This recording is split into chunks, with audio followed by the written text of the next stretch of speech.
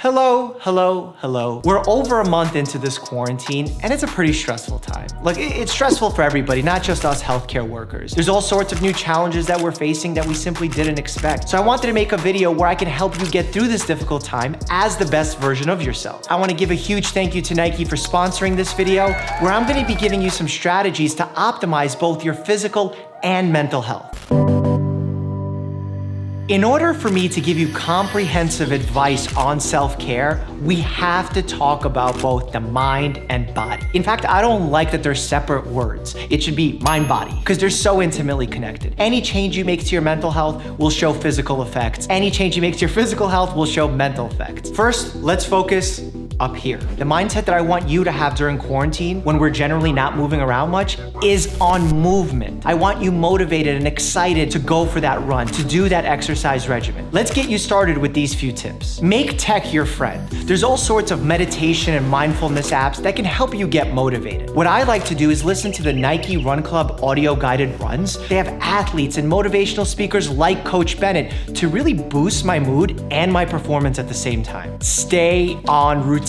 For many of us, jobs give our day structure. And with so many people being out of work or their work being disrupted, it's very easy to go to sleep at any time, wake up at any time of the day, but that actually adds a layer of chaos to your life that your mind and body both don't like. So create a routine and stick to it. Plus, it'll make your life easier. Oh, it's 5 o'clock, gotta exercise, because that's just what I do. Understand willpower. Too many people assume they have to be motivated in order to get an action. Action precedes willpower. You need to take that first step. Do the first exercise class in order for you to get some willpower for the next time. Doesn't have to be anything huge, just something small that you can check off as a success in order to refill the willpower tank. Stay social. Physical distancing does not mean social isolation. Humans are social beings. We crave that type of connection. FaceTime a friend. Go on a Skype meeting with all of your family members to talk some drama. Go on a real date. Take it seriously. Don't just get on a couch in pajamas, get a meal,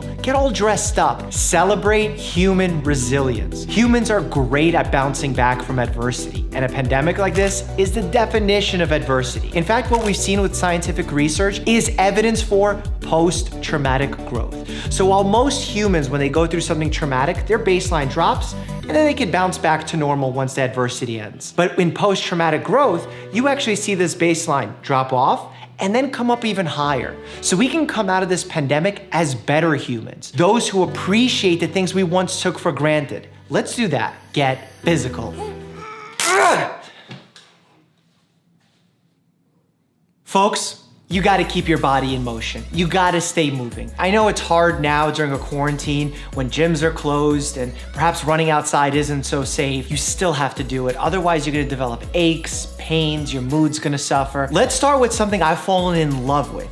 Online exercise classes courtesy of the Nike Training Club. Your head, hips, and ankles should all be in a nice straight line. Sit back into your hips and lower yourself down so your upper legs are parallel to the ground.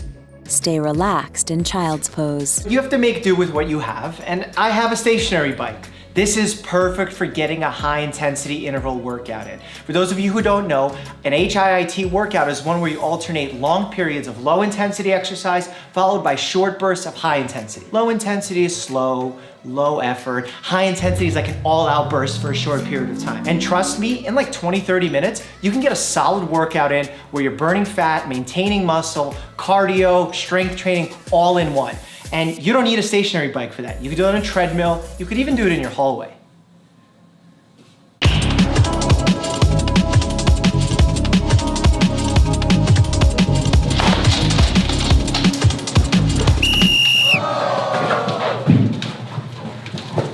Everything I'm explaining to you is about being adaptable, leaning into uncertainty, and making use with what you have. I know there's gonna be people out there that are saying, look, Mike, I appreciate doing squats at home, but I need weights. You make use with what you have. What do I have?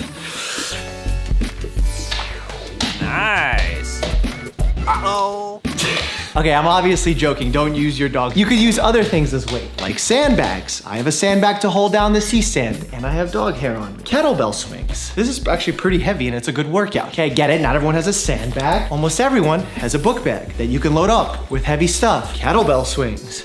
You see what I'm saying? Not everyone needs fancy gym equipment in order to get a good workout in.